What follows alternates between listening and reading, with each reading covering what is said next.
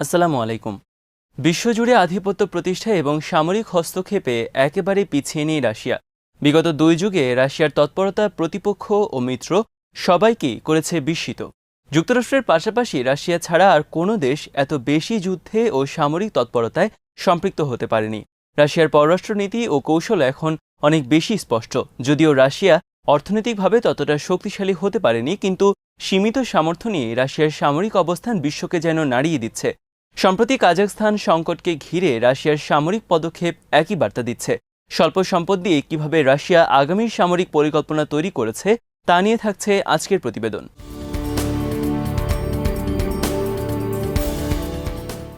যুক্তরাষ্ট্র যেভাবে সামরিক অভিযান বা সামরিক আগ্রাসন চালায়, রাশিয়ার কৌশল ঠিক তেমন নয়।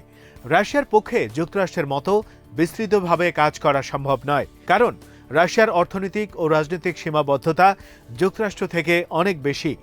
এত সীমাবদ্ধতা নিয়ে যেভাবে রাশিয়া কাজ করছে তা অনেকটাই ব্যতিক্রম। বেশ কিছু উপায়ে রাশিয়া তার আন্তর্জাতিক সামরিক কার্যক্রম পরিচালনা করছে। এর মধ্যে প্রথম কৌশলটি হলো রাশিয়ার নেতৃত্বাধীন সামরিক ব্লকগুলো পরিচালনা করা। কাজাখস্তানের সাম্প্রতিক পরিস্থিতিতে এর প্রয়োগ দেখা যাচ্ছে।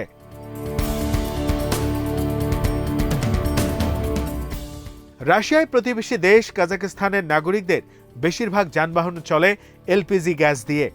সরকার হঠাৎ করে এলপিজির গ্যাসের দাম শতকরা 100% বাড়িয়ে দেওয়ার প্রতিবাদে রাজপথে নেমে আসে লাখ লাখ মানুষ। জনগণের ব্যাপক প্রতিবাদের মুখে দেশ জুড়ে নৈরাজ্যকর পরিস্থিতির সৃষ্টি হয়।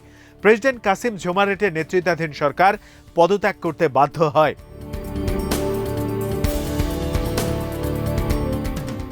কিন্তু সরকারের পদত্যাগের পরও সমস্যার সুরাহা হয়নি। নাগরিকরা এরপরও বাসায় না ফিরে রাজপথে অবস্থান করে। পরিস্থিতি নিয়ন্ত্রণে রাশিয়ার নেতৃত্বাধীন সামরিক block collective security treaty organization CST এর কাছে সাহায্য চায় কাজাখ সরকার।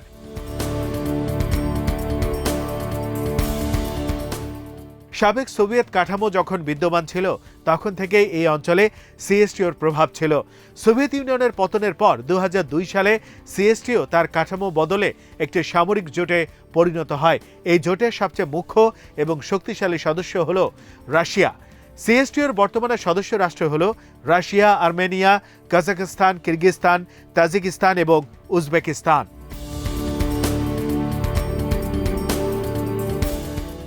কাজাখস্তানের নেতাদের আহ্বানকে সামরিক হস্তক্ষেপের নতুন সুযোগ হিসেবে লুফে নেয় রাশিয়া। ফলে বিগত 30 বছরে যা হয়নি তাই ঘটে যায় এবার। সিএসটিওর সকল সদস্য রাষ্ট্র সর্বসম্মতভাবে কাজাখস্তানের রাজনৈতিক নেতৃবৃন্দের হাত শক্তিশালী করার জন্য এই জোটের ব্যানারে কাজাখস্তানের রাজধানী নূর সুলতানে সেনাবাহিনী পাঠায়।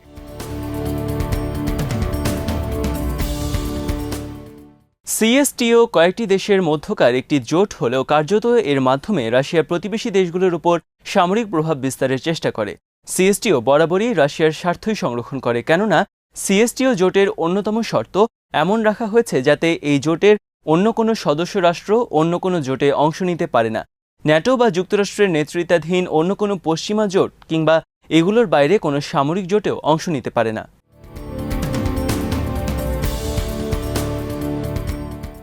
সিএসটিওর শর্ত আছে, যদি তৃতীয় কোনো দেশ এই জোটের সদস্য কোনো রাষ্ট্রে সামরিক ঘাঁটি নির্মাণ করতে চায় তাহলে এ ব্যাপারে সবগুলো সদস্য রাষ্ট্রের অনুমোদন লাগবে।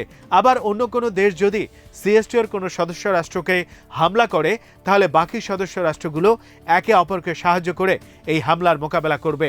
প্রতিবেশী রাষ্ট্রগুলোর উপর যুক্তরাষ্ট্রসহ পশ্চিমা কোনো দেশের প্রভাব নিয়ে রাশিয়ার মধ্যে কতটা উদ্বেগ কাজ করে এর বড় প্রমাণ ইউক্রেনের ঘটনাবলী।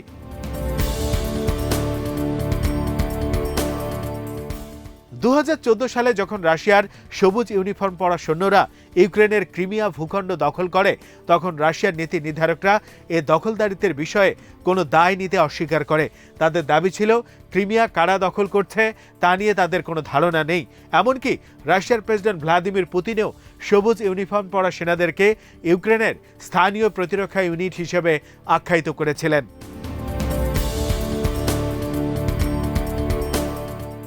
এই সবুজ পোশাক পরিহিতরা কাদের পক্ষে কাজ করছে কিংবা তাদের নেপথ্যে কে আছে এই নিয়ে সংশয় কাটিয়ে ওঠার আগেই তারা ইউক্রেনে প্রবেশ করে এবং দ্রুত সরকারি সব ভবন দখল করে নেয়। ক্রিমিয়া হলো একটি উপদ্বীপ যা দিয়ে কৃষ্ণ সাগরে যাতায়াত করা যায়।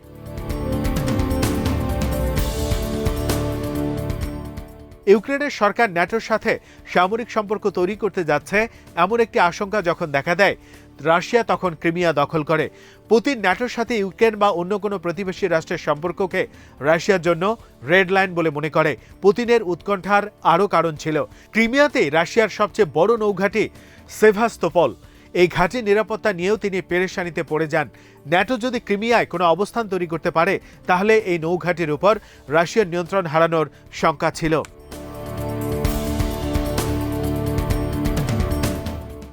ক্রিমিয়া দখলের পর রাশিয়া এরপর পূর্ব ইউক্রেনের দিকে মনোযোগী হয়। নিজেদের অর্থায়নে একটি মিলিশিয়া বাহিনী গঠন করে যারা ইউক্রেনের সরকারের বিরুদ্ধে যুদ্ধ চালিয়ে আসছে। ইউক্রেন নিয়ে রাশিয়ার এতটা মাথা ব্যথা হওয়ার মূল কারণ হলো ইউক্রেনের অনেকগুলো সীমানা ইউরোপের সাথে থাকায় ইউক্রেন কখন আবার রাশিয়ার নিয়ন্ত্রণের বাইরে চলে যায় তা নিয়েও রাশিয়ার নীতি নির্ধারকদের নানা ধরনের ভয় ও আশঙ্কাও রয়েছে।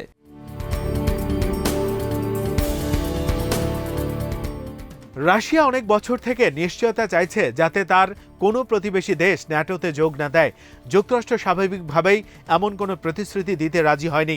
ফলে প্রতিবেশীদের নিয়ে রাশিয়ার মাঝে আস্থার সংকট রয়ে গেছে। অন্যদিকে 2014 সাল থেকে ইউক্রেনের পূর্বাঞ্চল ডানবাস এলাকায় রাশিয়ার মদদে স্থানীয় রাশিয়ান ভাষাভাষী বিদ্রোহীরা ইউক্রেনের সরকারের সাথে যুদ্ধে লিপ্ত হয়। এ পর্যন্ত এই যুদ্ধে 14,000-এর বেশি লোক নিহত হয়েছে। এই যুদ্ধ ইউক্রেনকে অর্থনৈতিকভাবে পঙ্গু করে দিয়েছে। ইউক্রেনের নাজুক অবস্থা দেখেও যুক্তরাষ্ট্র দেশটিকে ন্যাটোতে যোগদান নিয়ে এখন আর আগের মতো আগ্রহী নয়।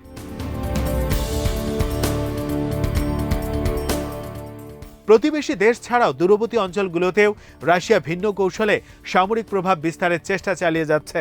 2014 সালে সিরিয়ায় আসাদ সরকার যখন পতনের দ্বারপ্রান্তে, বিদ্রোহীরা দেশটির অনেক এলাকা দখল করে নেয়, তখন রাশিয়া সক্রিয় হয়ে ওঠে। সিরিয়া সরকার ছিল মধ্যপ্রাচ্যে রাশিয়ার সবচেয়ে পুরনো মিত্র। সিরিয়াতে রাশিয়ার একটি নৌ সামরিক বন্দর ছিল যা গোটা ভূমধ্যসাগরী এলাকায় রাশিয়ার উপস্থিতি নিশ্চিত করে। আসাদ সরকারের পতন হলে এই সামরিক বন্দরটি হাতছাড়া হয়ে যেতে পারে এমন আশঙ্কায় 2015 সালে 30 সেপ্টেম্বর রাশিয়া সিরিয়ার গৃহযুদ্ধে সরাসরি হস্তক্ষেপ করে।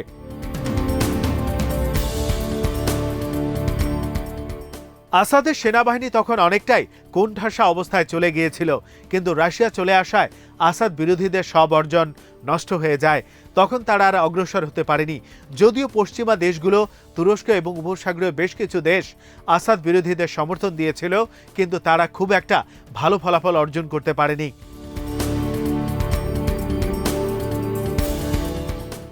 রাশিয়ার বিমান বাহিনীর সমর্থন নিয়ে আসাদের সেনাবাহিনী সিরিয়ার হারানো ভূখণ্ডের ওপর আবারও নিয়ন্ত্রণ প্রতিষ্ঠা করে। ফলে আসাদ সরকার আবারও শক্তভাবে নিয়ন্ত্রণ প্রতিষ্ঠায় সক্ষম হয়। এই যুদ্ধে রাশিয়া যেমন প্রথাগত সামরিক কৌশল প্রয়োগ করেছিল, তেমনি নতুন একটি প্যারা মিলিশিয়ার উত্থানেও ভূমিকা পালন করেছিল।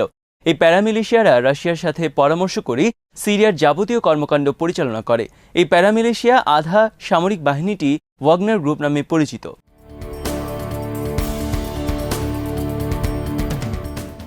আধা সামরিক ওয়াগনার বাহিনীকে পৃষ্ঠপোষকতা করছেন ইয়েভজেনি প্রিগোজিন, যিনি বরাবরই পুতিনের ঘনিষ্ঠ লোক হিসেবে পরিচিত। 2014 সালে ইউক্রেনে প্রথমবারের মতো ওয়াগনার গ্রুপকে কাজ করতে দেখা যায়। তারা সেখানে স্থানীয় মিলিশিয়াদের সহায়তা করেছিল। পরবর্তীতে সিরিয়া, মোজাম্বিক, লিবিয়া, সুদান ও মধ্য আফ্রিকান প্রজাতন্ত্র সহ সংঘাতময় নানা অঞ্চলে এই গ্রুপের তৎপরতা দেখা গেছে। ওয়াগনার গ্রুপ এসব দেশের সামরিক বাহিনী ও গোয়েন্দা সংস্থার সাথে যোগসাজশে কাজ করে।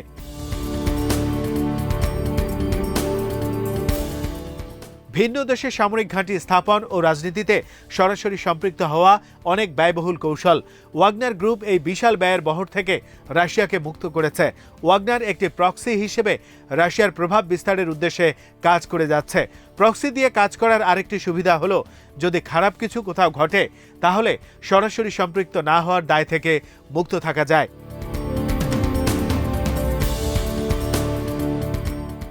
আধিপত্য বিস্তারের জন্য রাশিয়া ভিন্ন ভিন্ন কৌশলের আশ্রয় নিচ্ছে। কাজাখস্তানে রাশিয়ার সাম্প্রতিক ভূমিকা তারই ইঙ্গিত দেয়। প্রতিবেশীদের জন্য রাশিয়ার যে কৌশল হবে, দূর দেশগুলোর জন্য তেমন হবে না। কিন্তু রাশিয়া যে কোনো উপায়ে বিশ্বে তাদের সামরিক প্রভাব বিস্তারে সক্রিয় রয়েছে, তাতে কোনো সন্দেহ নেই।